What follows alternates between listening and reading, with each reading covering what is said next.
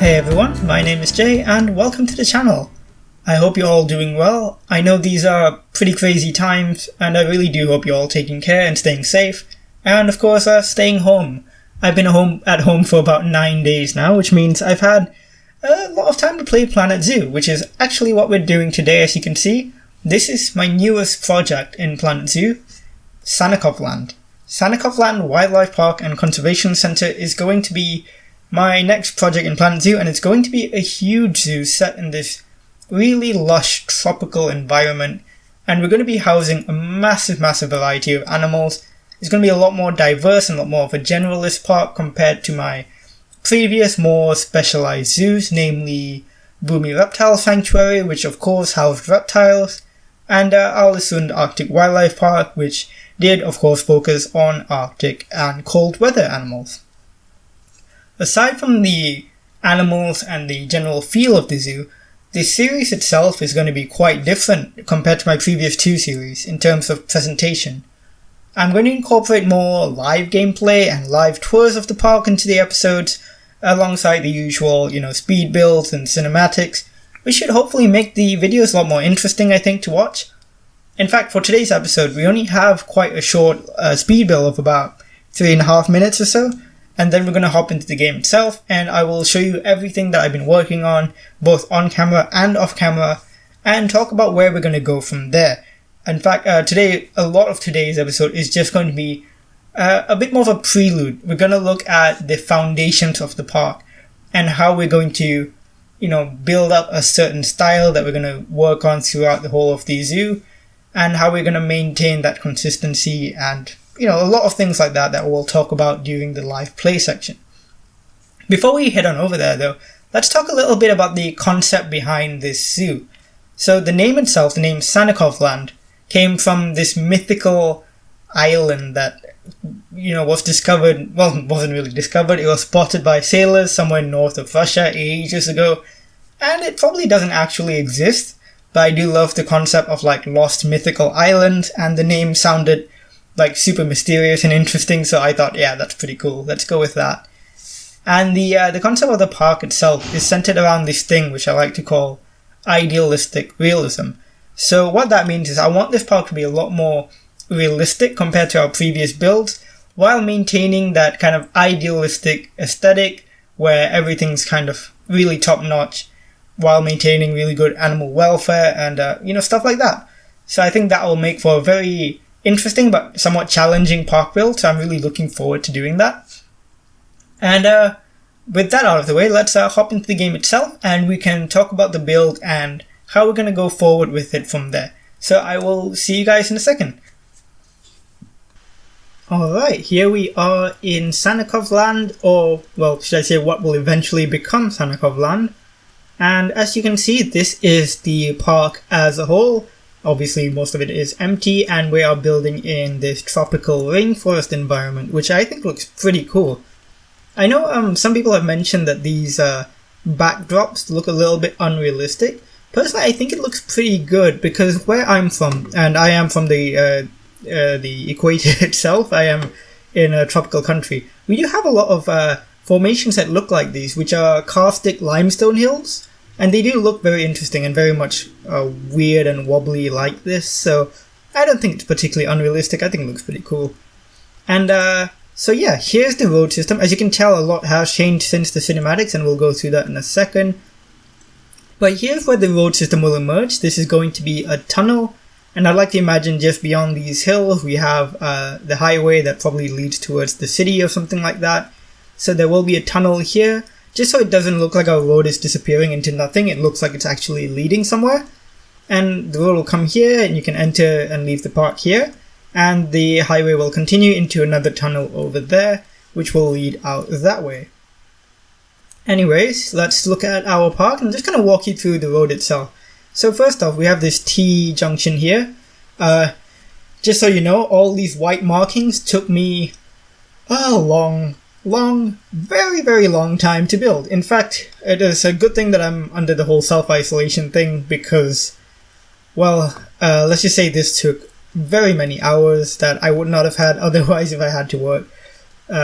work in the office, so yeah, it did take me a while, but yeah, I put this in. The road markings aren't meant to evoke any specific country or location. It's meant to be about as generic as road markings can get, so they did very much straightforward. As you can see, you can turn in here into the park, and of course you can leave this way. I've just used the in-game vehicles as a guide to just put in the size. And as you enter, there's another T-junction here, T-junction here. And on the left, you can see this is how you would leave the car park, so to speak. And if not, you can go straight ahead. Actually, no, you can only go straight ahead when you enter. So you enter, you go right up here, and you enter the roundabout, and you can turn left, which is this road, and it'll take you right by the entrance. So this paved bit here, this is going to be the entrance. So on this side, we're going to have the ticketing booth, and this area here is going to be the VIP entrance. So if you have like a zoo membership or anything like that, you'll enter here. And over here on the left, we have the regular entrances. There's going to be another ticketing booth just there. And we're going to put in all these guest spawners around the place so people can enter. And over here, we're going to have a drop-off and pickup point. So I haven't put in the markings yet, but it'll just be around this area here. So you can go in and you can drop off, pick up people over there. Over here, we have our bus area. So I may change this a little bit because I've learned recently, someone on the Discord mentioned that you can't have a bus parking bay where the buses have to reverse. I'm not 100% sure. I might leave it as is because it's going to be tricky to do, but if I do, I'm going to have to do a bit more research on it and see what exactly it says about the regulations. But yeah, if it does seem like this is definitely a no-no, I will reconsider. This green space here will be the bus stop, the official bus stop, and buses will come into this yellow these yellow markings here to pick people up, and they can just leave out this way. Just before we go any further, let me just mention I am using workshop items in this park build. So let's just go over some of them that I have used so far. These buses, I think they're from the user Bark Box, if I'm not mistaken, on the workshop. In any case, the links will be in the description. The other things will be these disabled parking areas. These were from Paul Lee. He does incredible work on YouTube. Please do check out his channel as well. And the only other thing will be right now is this set of escalators, and we'll talk about those later and why they're there by themselves. Anyway, so that's the bus area. There still needs to be a bit more done to it, of course. I will need to take these yellow markings and put them on the left as well, because you don't want anyone in this area. And of course, later on, we will be building the bus stop itself. I've put in all these pedestrian crossings. So again, you can go here, and if you want to go straight into parking, you can just take the this road and you enter the parking lots here. So this is our first car park. You can see we have our disabled parking up here. I don't know if that's enough. I might add in a few more. I don't think it's enough, so I will probably add in some more later on. Again, these vehicles are just the in-game vehicles I'm using to measure. Later on, I will probably download some cars off the workshop just to fill in these spaces. Down here, of course, it's just a middle pedestrian walkway, so you get out of your car, you can walk straight across here and straight into where the entrances will be. And I have the second parking bay here for when this one gets full. I don't know if this overall is not enough parking. I know parking's a big deal, but I would imagine this zoo is one that has lots of incentives for taking public transport. And, yep, so, sorry, I thought I missed out on a piece of white marker there. These white markers took forever to put down.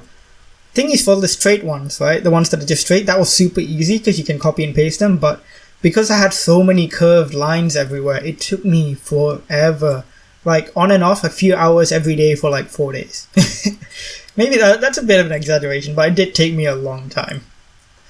So yeah, I might expand the parking a little bit just because I don't think that's enough. But I do think this zoo would be one that really encourages public transport. For example, London Zoo does a thing where you can get a discount if you arrive via train or bus or something like that. So I think this place would be something that does that. And speaking of public transport, you may notice this giant circle here next to the roundabout, and you might think, oh, what's going to go there? And what is going to go there is a subway entrance. So these escalators, I will lower them into the ground later and build a full-on subway entrance here so that people can take the metro or the train all the way to the zoo and come out here, and there will be an overpass that leads across these roads and into the main entrance itself. And I would imagine that would be the main form of transport that people get to the zoo with.